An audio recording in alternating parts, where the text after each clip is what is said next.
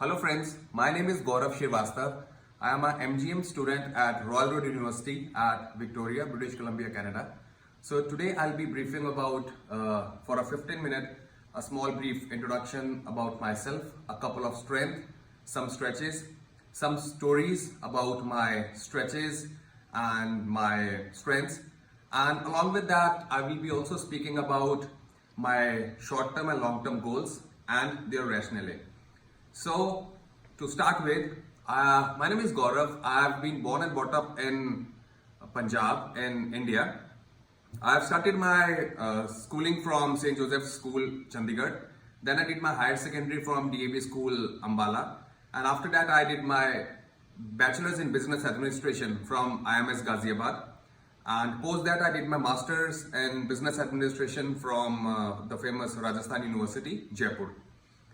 So this has been my journey for my academic career. I also have a lot of experience in my professional life where I have worked with certain banks and consumer durable companies in India. The last designation that I had was regional manager and assistant vice president with one of the companies in India.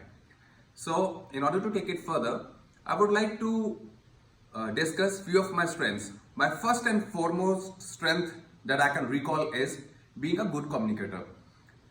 As I can recall my school days, I think this skill was developed in me when I used to read the morning news in the school assembly. Then further, it also went deep inside me when I started doing debating and extemporing for my school and college teams. So this was the time that I thought that I have good communication skill set with me. But to start it further, I would like to quote Robert S. Kaplan, 2007. I quote, "How frequently do I communicate a vision and priorities for my business? Would my employees, if asked, be able to articulate the vision and priorities?" So here I want to emphasize that communication is the art, is a success mantra in any organization. Here there is one person is a sender and one is the receiver, where exchange of ideas, facts and figures happen. The message is coded and then it is also decoded, and subsequently a clear motto or message or solution is taken by. So this clear communication also helps us in succession planning, managing time and having feedback. I have also experienced in my life that once you are able to communicate in best of the ways, you are accepted in the organization as a clear and a crystal leader. I would like to quote Otto Scharmer in the title "Uncovering the Blind Spot of Leadership," year 2008, that leadership is about communicating and good communication is about listening. So communication is not only about speaking, it's also about listening. Once you're able to listen the facts and figures of your subordinates and the peers, you're able to get deep down inside and you can get a clear message that what they want to say. I also like to quote, "Most leaders are unable to recognize, let alone change, the structural habits of attention used in their organizations." I also like to quote, "We forget about our own agenda and begin to see how the world appears through someone else's eye." So yes, listening is a very, very important aspect of communication, because due to active listening, we are able to contribute more to our organization and to the society. So in order to take it further, I would also like to share my second skill set, that is called critical thinking. And yes, it makes sense. According to me, critical thinking means choosing the best of the ideas or alternative that is available to you. I would like to quote Amy Jensu and Muriel McGowan-Wickens, and in the topic, "What's your ripple effect? The importance of building a signature voice." Yes, most of the leaders who have good communication and critical thinking skills, they do build a genuine rapport and engagement with their employees and subordinates.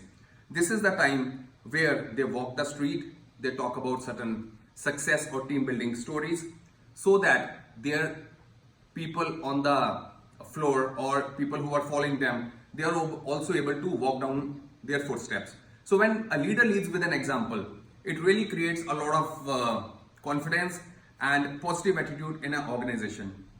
So yes, this is very important, and being consistent and avoiding negative behaviors is another aspect of critical thinking. I like to even quote a very important quote by Blue Ocean Leadership. So Blue Ocean Leadership in year 2014, it says, as one of the CEO puts it, we have a large workforce that has an appetite to do good job up and down the ranks. If we can transform them, tap into them through effective leadership, there will be an awful lot of people out there doing an awful lot of job. It makes sense. I can say that if we have quality people and we have quality thinking with us, it definitely helps an organization to achieve their goals at a minimum cost, and it's really important. Now, after discussing my couple of strengths of good communication and critical thinking, I would like to move forward to another aspect of my stretches. Everybody has stretches, so do I have a stretch. My first two stretches are, I'm a little bit emotional and I'm too honest. So, in order to share about my emotional aspect, I would like to share a thought of Bradbury and Greaves in 2009. They say, I quote, emotional intelligence is your ability to recognize and understand emotions in yourself and others. And it also means your ability to use this awareness to manage your behavior and relationship. Again, yes, if the emotional quotient is sound, a person can succeed in an organization. You should always know that what speech you have to deliver, at what tone you have to deliver, what message you have to be given, and how you need to keep control of your emotions. Where you can be up, where you can be down, where you can download the message softly, or you can download the message. Yes, the tone should be very soft, but the message can be hard. So it makes a lot of sense because people do make opinions, and having a good emotional intelligence makes a lot of sense. To take it further, another weakness or the stretch that I can talk about myself is being too honest. I come from a background of a corporate world where it's important to be too honest and to be quite an ethical person. Sometimes, in order to keep organization goals and secrets, companies do expect that you should be honest enough in your approach. So yes, if the clear message is not downloaded to your juniors, subordinates and peer groups, so this sometimes do hurt a lot. So these are my two stretches, as I discussed, emotional and being too honest. So I would now like to put a little emphasis on some of my success stories and my achievements. As a good communicator, I have always been recognized during my school and college days. Further, whenever we used to have our team meetings in the corporate world, like we used to have our board meetings where we were making our agenda and plan for having big numbers. So my communication skills, like I used to communicate very clearly, and the communication model with my seniors and juniors, the clear motto or the message was able to be delivered to the juniors. And yes, because of this, we used to divide our targets from yearly to 6 monthly basis, and from 6 monthly basis to quarterly, and then monthly and further weekly. Because of this particular clear agenda, we were able to achieve our plans. Secondly, I can also think that being a critical thinker, I can recall the days in my banking days where we were able to forecast our sales planning thing. Whenever the numbers were there, and because of critical thinking and good decision making, we were able to plan well in advance, and we were able to minimize our cost related into the business, and we used to excel in our annual plans. Yes, if we have stories of success due to strengths, we do have some stories or some incidents where we were not successful due to our stretches. So yes, these are the learning experiences where you learn and you excel. I can recall my days again in the academic and corporate world, since I already discussed being a little emotional and little too honest. If you're not able to hold your horses or nerves in front of people, sometimes people they can take you for granted. If you're not an emotional sound person and you show your emotions on every action or reaction, people make opinions, and once opinion is made, it becomes quite difficult to take it further. So I can recall at certain period of a time during my football days that if I little bit in a hard way I said somebody to play at a winger, but he played as a center forward. So these things sometimes people do remember. Similarly, in the corporate world, if people have less knowledge or experience and you tell them in a little harsh tone, people do mind it. So yes, these are the things that I feel should be taken care of, and these are my stories and learnings. Now, in order to take it further, I would like to talk about my goals. I have divided my goals into two types, like one is short term and another one is a long term goal. As far as my short term goals are concerned, I would like to fix them from next 3 to 5 years after completion of my MGM program at Royal Roads. And the second one I like to complete, that is my long term goal in 5 to 7 years of time. But before that, I would like to share some important insights regarding goals. Goals are achieved by being a leader or being a super bosses.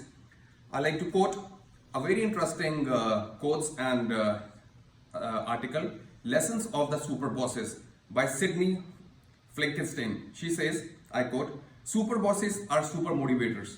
They help other people accomplish more than they thought about themselves. I also like to quote, bosses treat staff like Olympic athletes. Super bosses unleash the creativity of their team members to create a continuously adapting organization. See, it makes a lot of sense. Once you learn your skill set at the corporate world through your strengths and your stretches, you have an experience under your belt where you can be called as a super boss or a super leader. Now, this is a person who tries to bring the maximum performance out of you. Once this performance is achieved, it is good for both the person who's learning, the person who's giving the experience or the sharing experience, and for the corporate world. I would also like to share another very good article. That's by Adam Galinsky and Maurice Schwitzer. Why every great leader needs to be a great perspective taker. It makes a lot of sense. If you want to be a great leader in 3 years' time, then you need to be a person who can take and listen the perspectives of all the people who are working with him.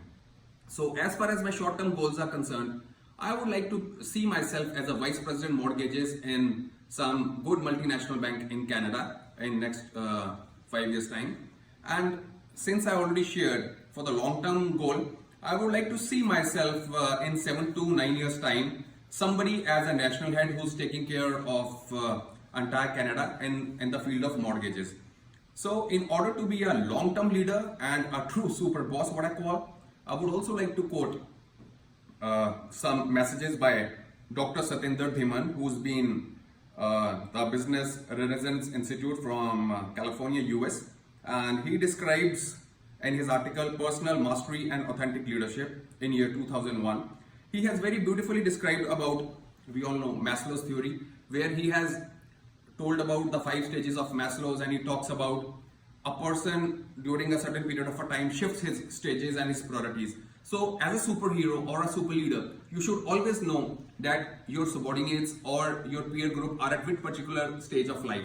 Accordingly, you can motivate them. Somebody is at a necessity level, somebody is at a demand level or want level, somebody is at a social level of esteem, and somebody is at self-actualization.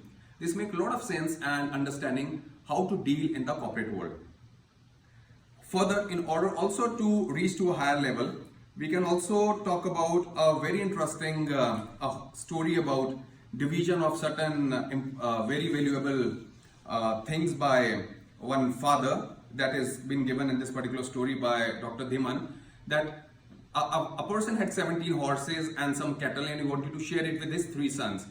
So these 3 sons were saying that the number 17 can't be divided among 3. So now this guy had died. So one of his friends, he came to meet these 3 people, and he said, why do you worry? I have a horse. Why don't you take my horse, make the total number 18, and you divide among themselves. So everybody can get according to the proportion that has been said, and they can excel in life. So it makes a lot of sense.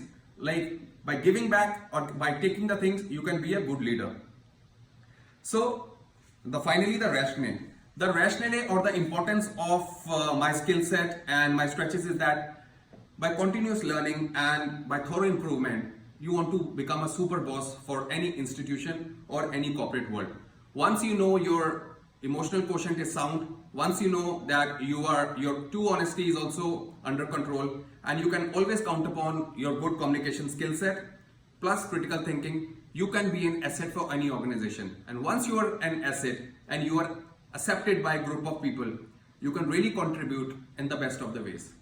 So this was about the total leadership traits and the presentation. I would thank you all. In case any questions are there, you can always reach me. My mail ID is gaurav.shrivastava@royalroads.ca. So thank you. Thanks a lot. Bye-bye.